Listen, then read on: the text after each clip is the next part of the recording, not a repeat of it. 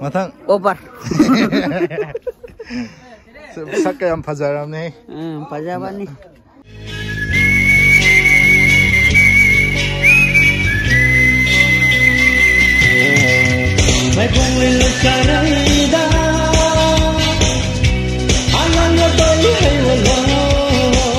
So guys, hujik aina laise brother Kohamson gi yumda ne bako. Loga sije brother Kohamson gi 100k subagi celebration macha ama pangthoka dawre bako.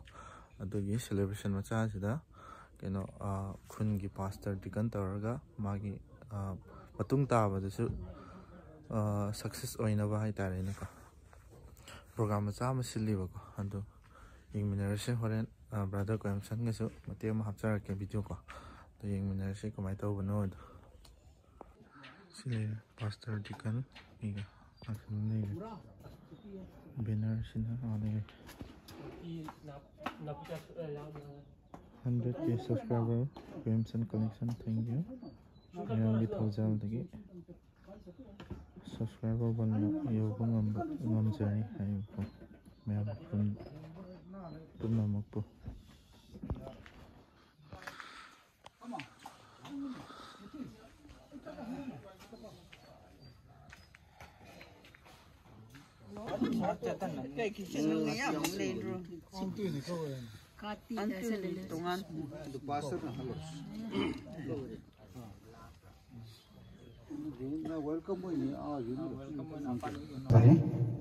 Loinana masih ninti jakraba fajakraba numit sida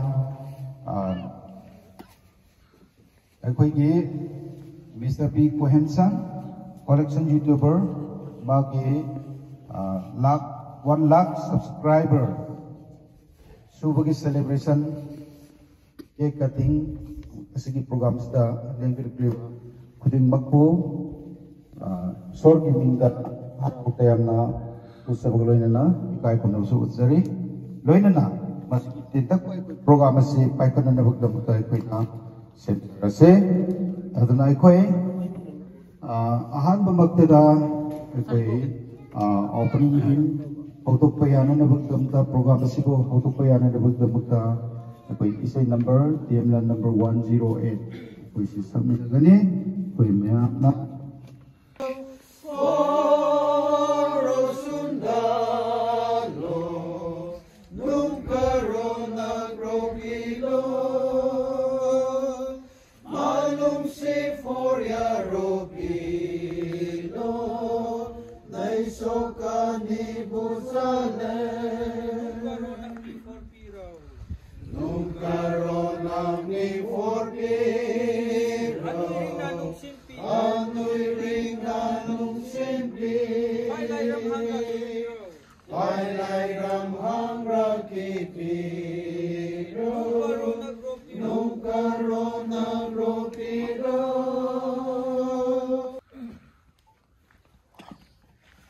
Ahanba magtada sembiriba pai pungobu hainangai leitana thagachari ani subada aigi nak yetta phambiriba ahansing haide aigi khunsi gi onadi chahi yamlaba puni ma si pawa chahi chamaga ani chamaga mari punsiduna khunsida sumna masu macha singbo sumaina konduna ngasi fawa leiri aduduga agi church ki pastor Dikan Singh aduduga all maringi muagi president koi pupu kosil aduga ima saglaba ipa saglaba aduga agi Balit Singh aduga agi tinau sing mai ama mai tinbiduna agi program masa makha aduga agi village ki authority sing chairman sing aduduga club ki agi youth society ki member sing pumnamakpu koknona khurumjari sumdaudana aina ngasi phawba khunjida palakpada aina aigi punsida mangin thana lainabai tamak aduga aigi maring jati sibu chapatnaba ꯍꯣꯠꯅꯖꯒꯦ ꯑꯗꯨꯅ ngasi fawa aina semjagiba channel aigi YouTube channel Kohensam Collection aiba channel asi haukiba 2022 gi June gi date 4 dagi 14 June dagi smaina haudokiduna ngasi fawa smaina lairakpasida ngasi di mayamna nungsibiduna 100k miyoi lakh ama subscribers angba ngamjare ado pumnamak asi aibu sembiba ipai bungoi show dagi ni magna chanbi bagini adana aina ahanbada haijaningi sumaina aina 100k yaukibagi samlappa wari sing hairagadi haukiba June gi 2024 dagi budi haukre aduga mayamna hena thoidok hindokna khangi badi mamang chahi gi April gi date 14 April gi date 14 Cherawa numit dagi smaina apai maring gi jo smaina Cherawa pa pangtho e haidana smaina viral video si smaina sandokki bani matung tabada aigi bobok aigi draba bobok magi funeral service apai gi maring custom gi oina apai gi tom mangda wasi smaina tawi khole habdu gi makhatana amuka viral satana smaina video si matang haure adu duga hena support haibadi aigi now oirom da laibiriba marak da apai gi comedian oina su adum happy ba aduga toidok hendokuna maki punsi asi mayam mangda aina miyam mangda puthoaga mirak tinbada yamna atauba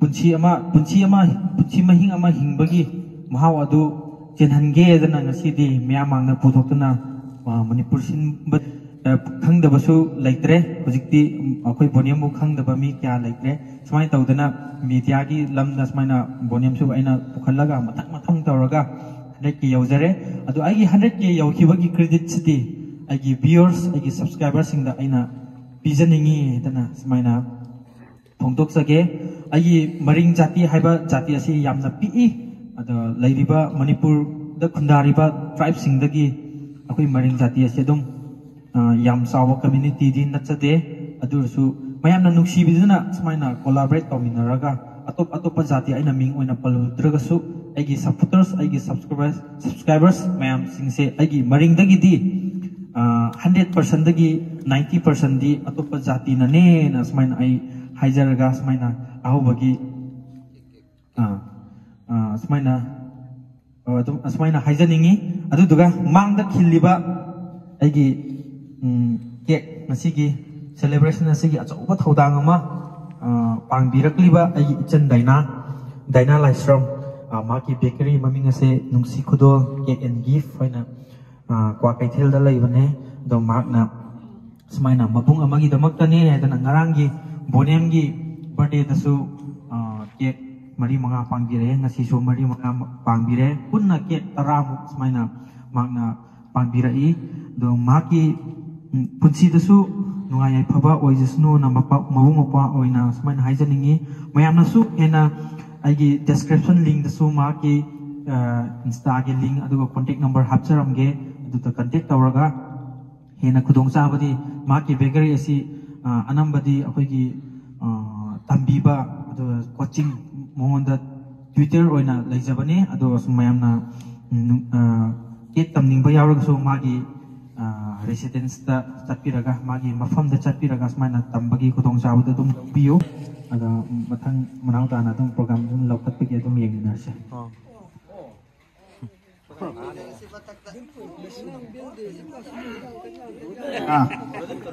yamna Kohensam gi magi harau tayamna koi mayam bokpagi loina 100k yorubagi yaukibagi koina sunlapoi koi waron taminare mangondagi sona bor bibi boisno hen saukat pogarisno habusu mo khaninge loina na hujiki koi tintakpa thaukat bibage greetings ki waisi koi tamina na bukta sem sare tamina se mathang da koi kes korung chairman youth society developmental teachers adugo mathang da sorry secretary aduga na program tawring ida nong tasalak ko manung dam program sa manung tawras sa kalang ron sambi ko kay badok tawda ko do sa cake ba ise ado omna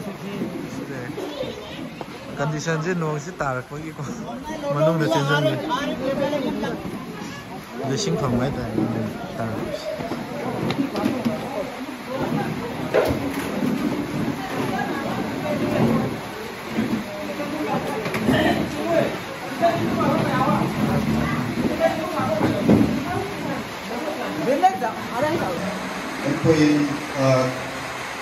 AS Korong, Secretary, Youth Society, White Pinata Teachers, Pinatando, Babisna. Matanda, DK Kosil, Chairman, Youth Club, Kanal Marine Village. Ahum Sobuda, Matang kami nasi, Matanda, B. Medun, Chairman, Village Authority, Kanal Marine. Aduga, Marine Sobuda, A. Kosil, President, Marine Uparang Assembly. Tapos may na ko greetings to wahi may na ko matang betul di kami na nabukto Toronto se. Maganda tapi sendiri ba mapun story bungo para chen masigi ID bro Cohenson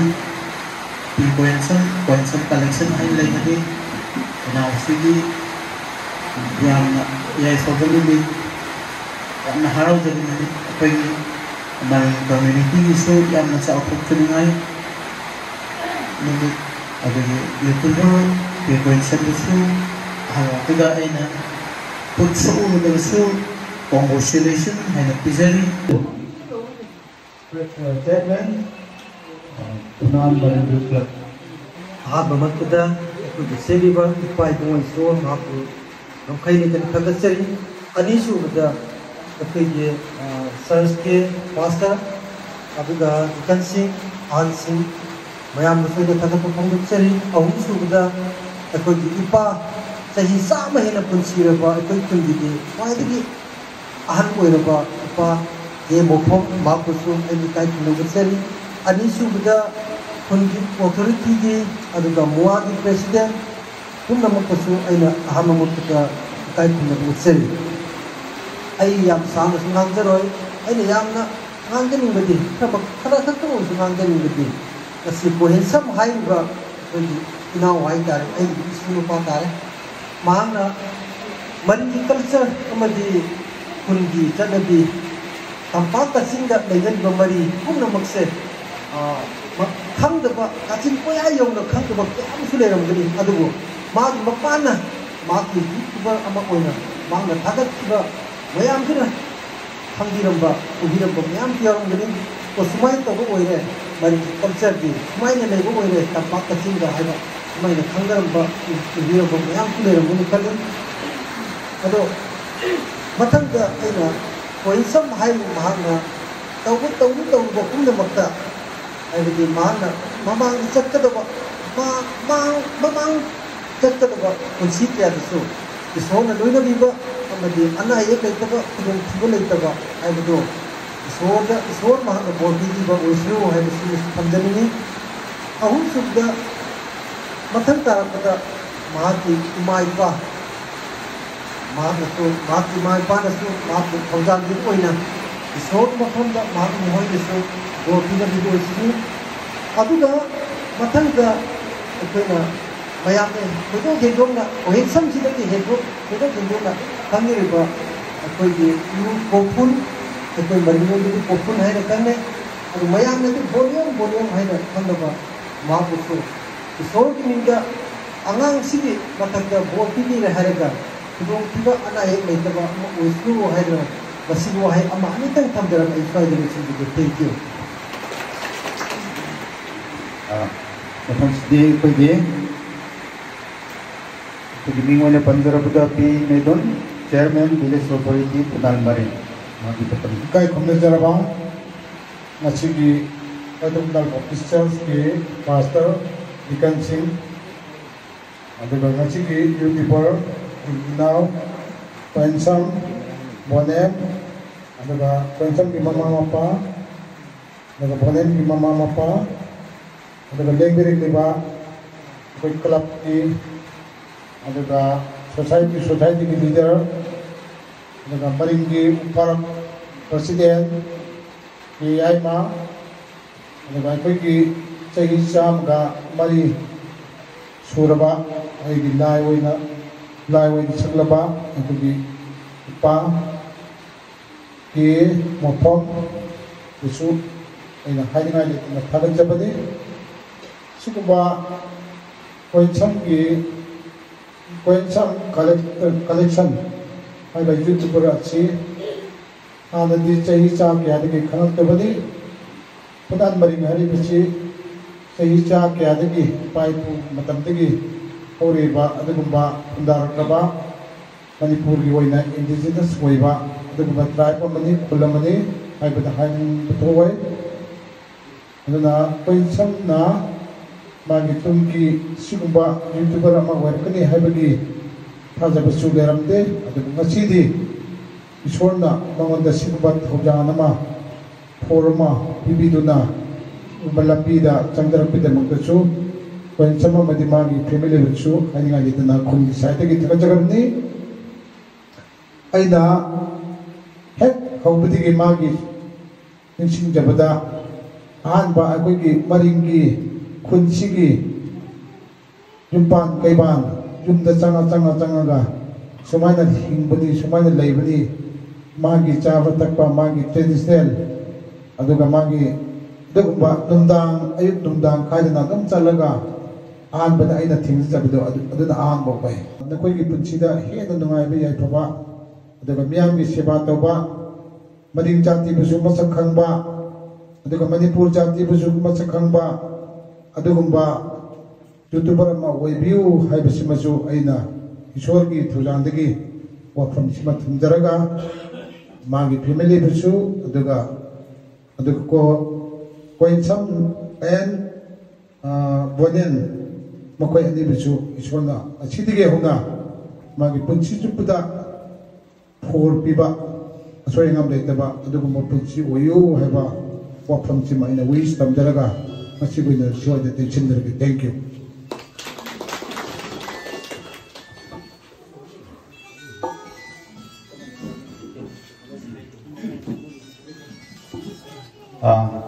Ikai khomnabada matik charabo village authority ki chairman mangondagi koi yamna dentakpa phajakraba maruiba koi wahi taminakre aduna Mathematical Sishona Board people is no, Kimakhatar Kuda, Mathematic Charaba, Mr. K. Kosil, President Maring Park Assembly, Magmatam Provision.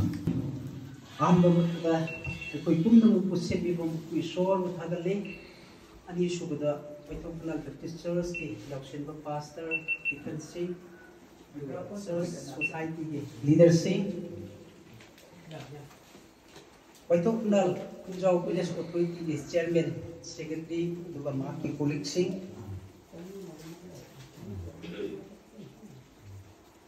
Koinsamgi Apopa Mapang Sumama Aduga Bonengi Apopa Mapa Sumama Duga Aiki right side of Pomiba Mr. Kansam Mopom Flavor.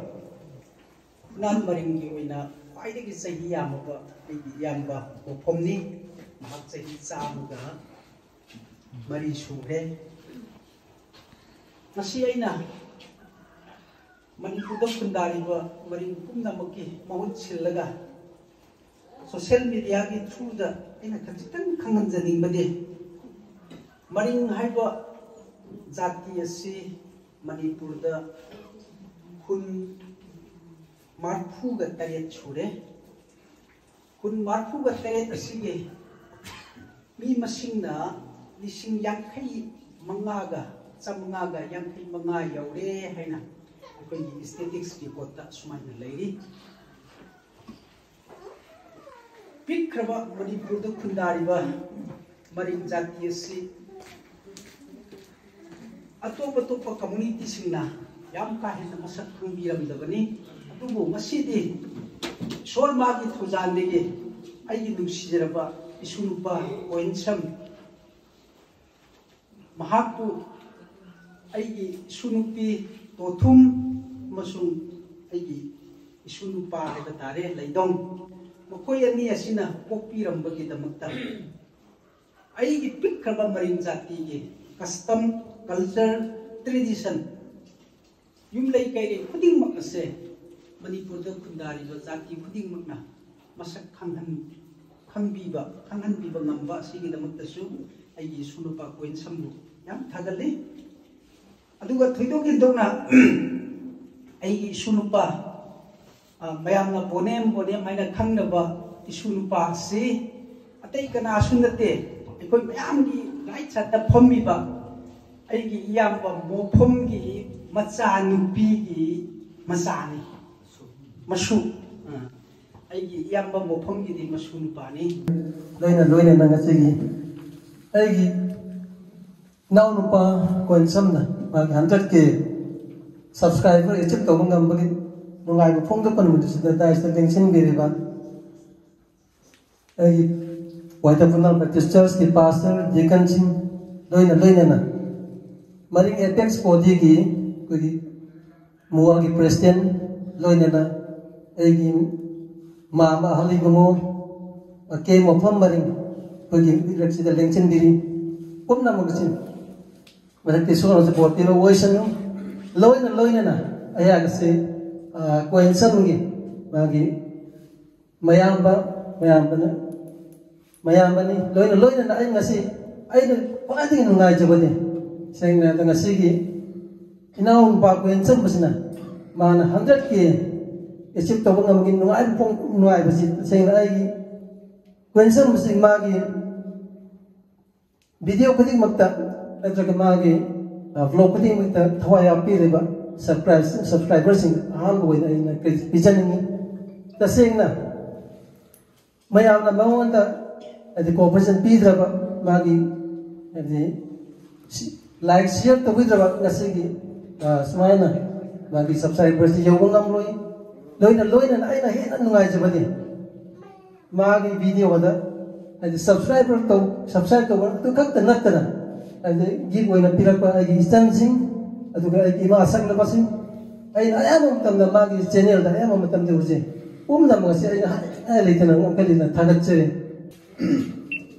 ꯑꯩꯈꯣꯏꯒꯤ ꯀꯣꯏꯍꯦꯟꯁꯟꯕꯨ ꯅꯨꯡꯁꯤꯕꯤꯕ ꯃꯥꯒꯤ 100K ꯌꯧꯔꯛꯄꯒꯤ ꯍꯔꯥꯎ ꯅꯨꯡꯉꯥꯏꯕ ꯊꯧꯒꯠꯄꯤꯕ ꯂꯣꯏꯅꯅ ꯑꯩꯈꯣꯏ ꯏꯆꯟ ꯗꯥꯏꯅꯥ ꯂꯥꯏꯁ꯭ꯔꯝ ꯅꯨꯡꯁꯤ ꯈꯨꯗꯣꯜꯒꯤ cake ꯑꯁꯤ ꯑꯩꯈꯣꯏ ꯀꯛꯅꯅꯕꯒꯤꯗꯃꯛꯇ ꯑꯩꯈꯣꯏ ꯁꯦꯝ ꯁꯥꯔꯦ ꯑꯗꯨꯅ ꯍꯧꯖꯤꯛꯇꯤ ꯏꯀꯥꯏ ꯈꯨꯝꯅꯕ ꯃꯇꯤꯛ ꯆꯥꯔꯕ ꯑꯩꯈꯣꯏ ꯂꯣꯀꯦꯜ ꯄꯥꯁꯇꯔ ꯃꯤꯡ ꯑꯣꯏꯅ ꯄꯟꯖꯔꯕꯗ ꯀꯦ ꯔꯤꯉꯥꯏ ꯃꯍꯥꯛꯅ ꯑꯩꯈꯣꯏ ꯗꯥꯏꯅꯥ ꯂꯥꯏꯁ꯭ꯔꯝꯅ ꯀꯣꯏꯟꯁꯟꯕꯨ ꯊꯥꯒꯠꯄꯒ ꯂꯣꯏꯅꯅ ꯊꯧꯒꯠꯄꯤꯕꯒ ꯂꯣꯏꯅꯅ 100K ꯌꯧꯕꯒꯤ ꯃꯥꯅ ꯈꯨꯗꯣꯜ ꯑꯁꯤ ꯄꯤꯔꯛꯄꯒꯤ ꯈꯨꯗꯣꯜ ꯀꯦꯛ ꯃꯥꯅ ꯄꯤꯔꯛꯄ ꯈꯨꯗꯣꯜ ꯀꯦꯛ ꯑꯁꯤ ꯑꯩꯈꯣꯏ ꯀꯛꯅꯗꯕꯒꯤꯗꯃꯛꯇ ꯑꯩꯈꯣই ꯄꯥꯁꯇꯔꯅ ꯃꯇꯝꯗ ꯂꯧꯕꯤꯁꯅꯨ.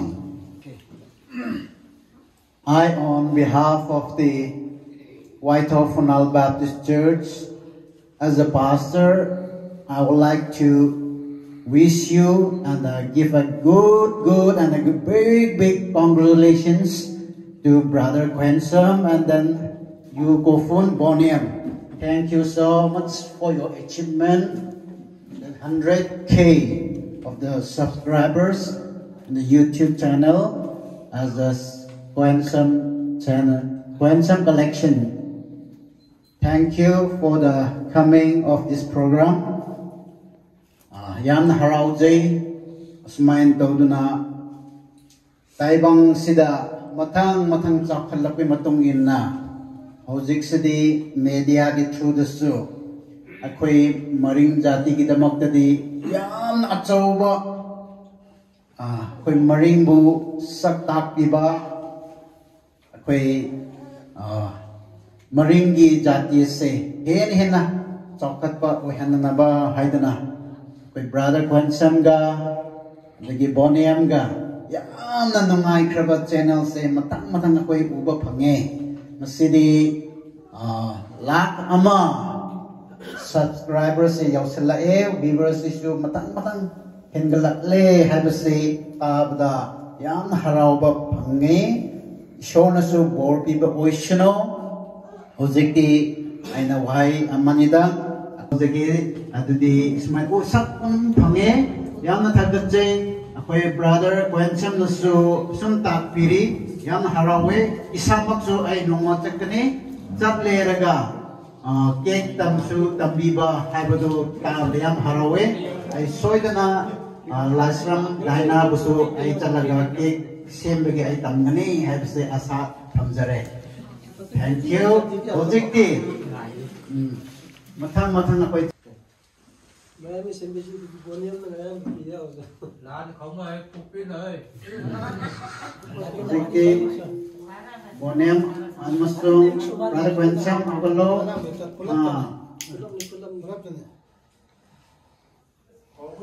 okay koi kuba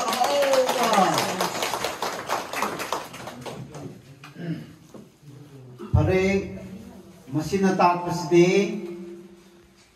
brother Koensam na guide to biniraga koi Mr. Boniam mabani gi 100K 1 lakh koi India ge oi badi 1 lakh subscribers se phangbagi damakta moki achievement se project se yamna yai phaba yai pharaba numit ama oire haibasi candle sina sak takpane ishor ki thaujana moi busu pubi berakpane haibasi ojikti mathangda amuk hanna hena beyond of the 100K ase pubiranaba ape amuka si candle se blow off dorega ishor ge thau amuka nijase ojikti mabani I would like to request brother Koensam and the Boniam will stand up and blow off the candle. Okay, yeah. Yeah. Okay, ready, 1, 2, go. Yeah. Wow, it's a wonderful, it's an ocean. Yamna harawe, yamna pazare, pazana candle si blow off. Akoi muthadale, yamna harawe. Hojik di, akoi blessing. Okay. Pazan thambiro, akoi blessing si paikala si ahan bada aina pratna si kaubige. Adu mathangda mathangi blessing si masi akoi maringi damaktasu yana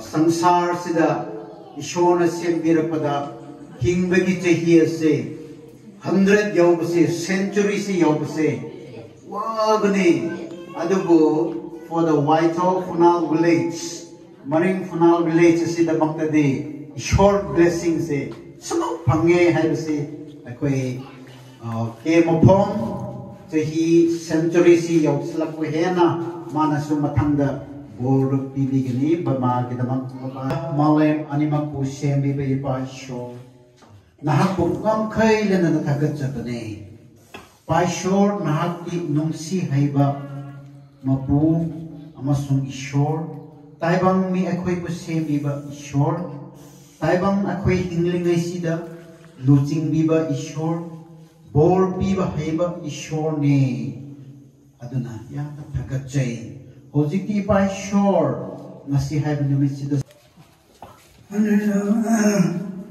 matam kinaro kaya yo kintam ai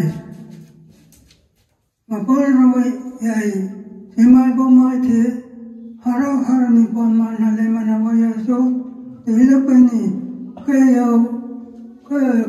yo aso ko sibete ko no ako sa ai kaya punale pagro kaya lainaro kaya simai yu sai patar bete me aro kaya hepotunaro patar ne tulu uma aja ai uma ai tama sa wasi martani do tam ko thokayo me ko tu ko to mu akai ma kai simle kwa kaya lo tulu patar to lo yeti asani khale yeti ai sanro 요새 알아.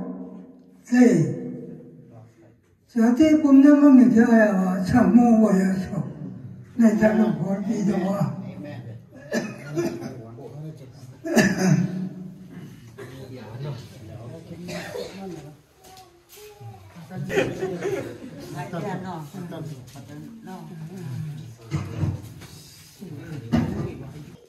Okay, matang payo.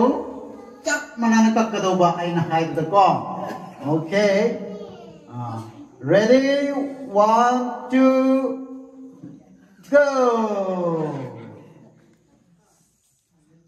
Okay, napasa na. Kakpikire. Amuram gusto. Okay. Yes, 1, 2, 3, go! Okay, matang payo. Kundi ay ko'y happy birthday. Sakami. Sorry, happy birthday natin. Happy 100 subscriber. Kuto sakti. Happy birthday sak payati ko. Happy subscriber I say. Happy subscriber. No, nande. YouTuber. Ay gitu ba? YouTuber. Ay gitu ba? Happy YouTuber today ko. To you hay gitu ba? And amtang hay tige happy YouTuber to you ko. Happy YouTuber to you. Happy YouTuber to you. Kwensang Bonia. Happy YouTuber to you. Hay say ko. Ato ka sakse. Ma'am होगा से तो ma'am हमको लगा से happy YouTuber to you आई तो बात kilo 1 2 3 go happy YouTuber to you happy YouTuber to you happy YouTuber to you go handsome happy YouTuber to you. Okay, kubang hova. Let's give a big applause. Okay. Dawa do hun ni chu. Bon se kon boniam nang ni chu mo. Ngai.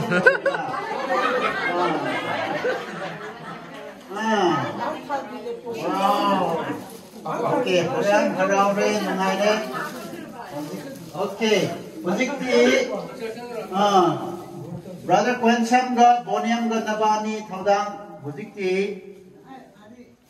mapa ga mama ga adu mathang ga na Mayang ga koi diga ahan oida ba koi di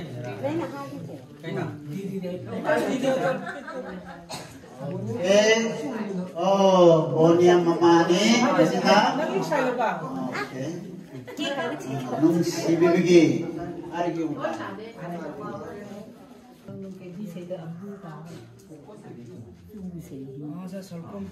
Boniam nai ki तानु है Boniam mama ni sina Kwensam mama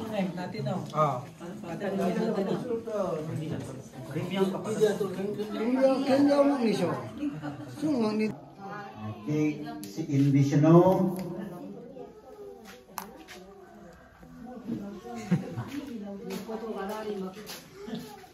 Okay, masini Kwensam ki mama. Okay. Nang su board pi na bio. Ma ki matakka. Board video na ba?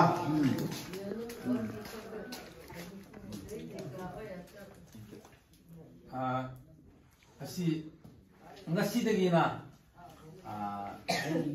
ꯃꯔꯤꯡꯒꯤ ꯖꯥꯇꯤꯒꯤ ꯑꯣꯏꯅ ꯌꯨꯇ꯭ꯌꯨꯕꯔꯗ ꯃꯤꯅ ꯃꯁꯛ ꯈꯪꯕ ꯁꯤ 100Kꯗꯒꯤ ꯍꯦꯟꯅ 200 ꯌꯧꯗ꯭ꯔꯤꯉꯩ ꯐꯥꯎꯕꯗ ꯁꯪꯒꯥꯝ ꯂꯩꯗꯕ ꯑꯣꯏꯁꯤꯅ Boniam.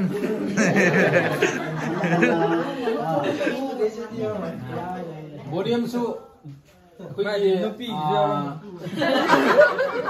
Kwensam collection gi 100K yobase ꯑꯩꯈꯣꯏꯒꯤ Boniamgi mapandani habse ina thajaba lei aduna Boniam so ana yaudana henna kunsi sangba adagi nupi su masak phajaba phangba oisu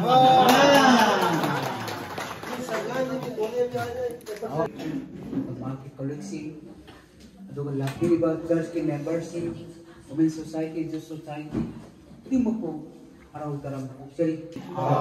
Ayamaka nikane koromase malengudi.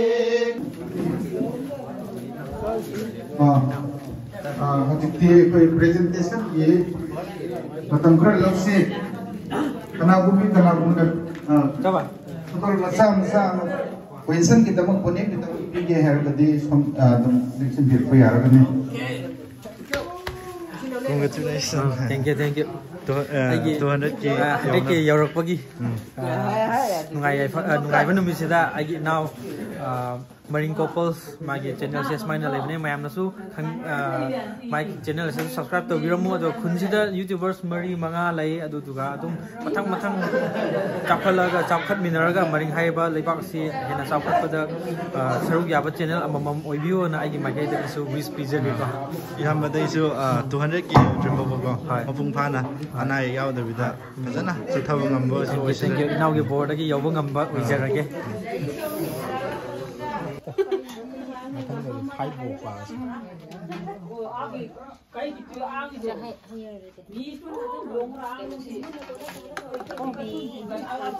Bonem lah phone. Congratulations. Thank you. Matang. Over. Sakay ang pajaram ni. Pajaram ni. Yung mal. Ay video je choreng ay mukbang tau je na. Chupeng ento tau je. Chupeng. Ba oi bro. Nagi ki de one happy ati ko. Ani Apa sih itu keratu nak kau? Lekai di rumah itu one height. One height. Mau di one height.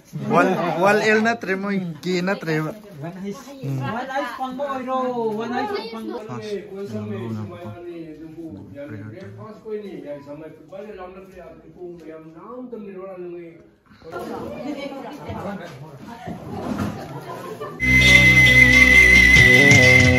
Mai kung ilukarayda